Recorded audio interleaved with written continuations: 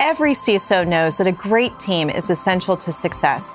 But how can you keep up to date when resources are limited and your digital estate is expanding?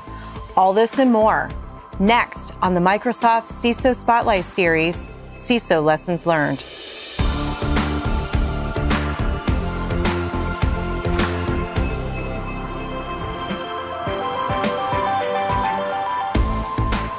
Hello, everyone, and welcome to the season premiere of the Microsoft CISO Spotlight Series. I'm your host, Teresa Payton, and I'm excited to be joining you on this brand new series that features top-of-mind security issues, solutions, and lessons learned from Microsoft's very own security experts and CISOs. Our mission is to inform you so that we can together turn the tide in the cyber war. Today, I'm joined by two top experts in cybersecurity to discuss the most important lessons they've learned from the CISOs they work with every day. A global champion of cybersecurity who you might recognize from one of the many conferences she keynotes worldwide, Microsoft Cybersecurity Field CTO Diana Kelly, and an industry leader with 2 decades of security experience advising CISO customers, Microsoft Chief Security Advisor Ken Malcolmson. Welcome. Thanks for having us. Thanks for having us. So excited to have both of you here today. I mean, both of you are working in the field every day with some of the largest organizations in the country and some of the smallest. Briefly, tell us about the biggest concerns you hear from customers. What's top of mind for security professionals today? Yeah, Teresa, great question. And top of mind for companies large and small is cloud. How to go to the cloud, what workloads should go to the cloud, can the cloud be trusted, how can our data be protected in the cloud. So about the cloud strategy and how to make that digital transformation work for them, really that's the most common thing I hear right now. How do we save ourselves, protect ourselves in the cloud? Yeah, and the conversations I have with CISOs are all about data. With the move to the cloud, move to mobility-based solutions, CISOs are concerned, where's my data going? Who has access to my data? How can I get control back? I like to use the Jurassic Park analogy. Life will find a way. These days, data will find a way. It goes to the most unexpected places. And we try and give CISOs control back over that data. That is really interesting. I know that customers are concerned about threats and attacks and being better prepared. What should they do to be prepared and have that peace of mind? I often get asked, how do I get back to being able to sleep at night, right? So I've been in this business for over 20 years, and we're still having the same conversations we had back when I started. It's all about cyber hygiene and doing the fundamentals. Making sure you're patching all of your applications, not just your Microsoft stuff, everything else that's in your environment as well. Making sure you're taking backups, keeping those offline and restoring them every now and then to make sure they still work is good. And finally, probably the most effective thing you can do right now is turn on multi-factor authentication, because that's going to block about 90% of the threats we see on the internet today.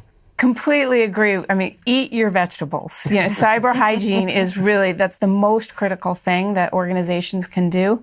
In addition to that, looking out and looking forward, getting an AI and ML strategy in place and understanding how they can use and leverage machine learning. We've created so much data right now, and you look at, we're just creating more and more as we keep bringing IoT devices on, mobile devices, as Ken mentioned. We're just at this mass amount of data. So we actually need the machines to help us now to be able to reason over and to find the important patterns and indicators of attack and compromise. And an example in the cloud is actually a way to bring security to us. So looking at some recent attacks like Doughfoil, this was an attack that was detected on a Windows Defender endpoint in one part of the world, and it was blocked in milliseconds. So that's great for that endpoint, but where's the real power? It's that signal then got brought up into the cloud, and all the Windows Defender endpoints were now protected from that attack. Yeah, it's as if from an architecture standpoint, we've really reached that greater good, right? So at that point, that happened for the greater good. Exactly, and machine learning is really the way that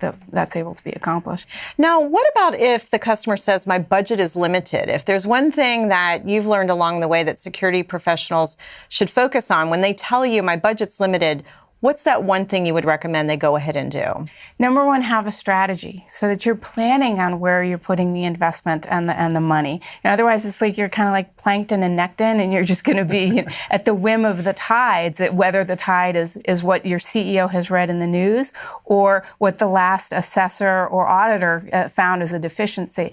It's important to have your strategy so you can really manage that spend. And depending on who you're talking to, it may be Pareto principle or 80-20 or 90-10, but really with some of the lower cost investments, you can really get a big lift on security. Multi-factor authentication is a great example of that. But you got to have a strategy first to know where that money's going.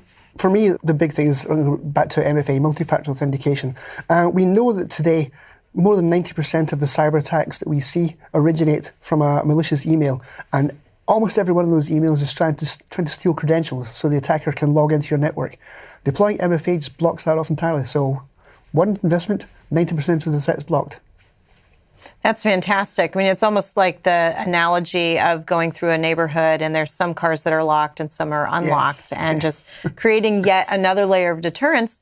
And what I love about where multi-factor authentication is going is, from a design perspective, it's a lot less friction than it used to be. Oh, yeah. A lot easier to do. You're not fumbling for a number, a key, a device, a code. It's a lot easier than it used to Multiple dongles hanging around. Exactly. Yeah. Now, Ken, is there anything that your customers wish they had known before they actually moved to a cloud-based security solution? Sort of one of those, if I had known then what I know now, what would they do differently? What do you think about that, Ken? I think it's the power of foresight. Pretty much every CISO I talk to who has adopted a cloud-based solution tells me, if I knew what I know now, I'd have done it way before, because getting the advantages of the cloud-based protection, that speed to block the attacks, as well as getting better visibility over their entire estate, it's a no-brainer essentially. Yeah, in addition to that, a lot of CISOs I speak with wish that they had understand a little bit more clearly the shared responsibility model of going to the cloud, because infrastructure as a service, platform as a service, software as a service, they have different levels of responsibility, what the cloud security service provider is giving you versus what your responsibility as the customer. So getting a little bit better insight on that, I think, could have helped them a lot, and to help, as you were saying, to feel a little bit more comfortable with the security that they're getting overall when they start to see, oh, well, it's different when it's infrastructure versus software as a service. Yeah, and I think taking that first step is key. CISOs tend to be slightly paranoid, and having a feeling of losing control over your environment is a tricky thing to adopt. So taking that first step and deploying a solution just to see what happens can help get over that hump. No, I think that's really sound advice from both of you. And what's great is people have the opportunity to learn from other people's mistakes instead of repeating the same mistakes. So that is really wonderful. Now, as we wrap up, we've been talking about all of these bad things that happen in the ever-expanding digital estate. Let's talk about what you're seeing for your customers that are doing something right. A great example that I've recently become aware of is BP, a major international producer and distributor of energy. Obviously, deeply concerned about security. They're a rich target environment for attackers. So they've invested in security over the years, and they were in a situation where they had multiple security tools deployed, lots of agents on PCs, and they were in a situation where their PCs were performing slowly, users were becoming frustrated, and managing that complex environment was a really hard thing to try and get their hands around. So they've moved now to the Microsoft 365 E5, which is like an end-to-end way of protecting their environment. The way I like to describe it is our approach is to give customers the security functionality they need inside products and services they already use. So Windows and Office and Azure and so on. And now they don't have the problem of slow PCs anymore. Our stuff's baked into the operating system, so there are no agents deployed there. Managing that environment is much more simple, and their users are a lot happier now, so good place to be. That's wonderful. And I find sometimes the CIOs and the CISOs don't realize that some of the enterprise platforms they've invested in actually have security built in. It's just a matter of turning those features on. Absolutely right. It happens all the time. Yeah. Multi-factor is a great example where you're not realizing that they have it, and then when they turn it on, getting so excited because you're seeing really significant drops in attack activity. Absolutely, yeah. Well, Diana, Ken, thank you both so much for being here today. Thank you. Thank you. That does it for our episode on CISO Lessons Learned. Join us next time when we continue the conversation.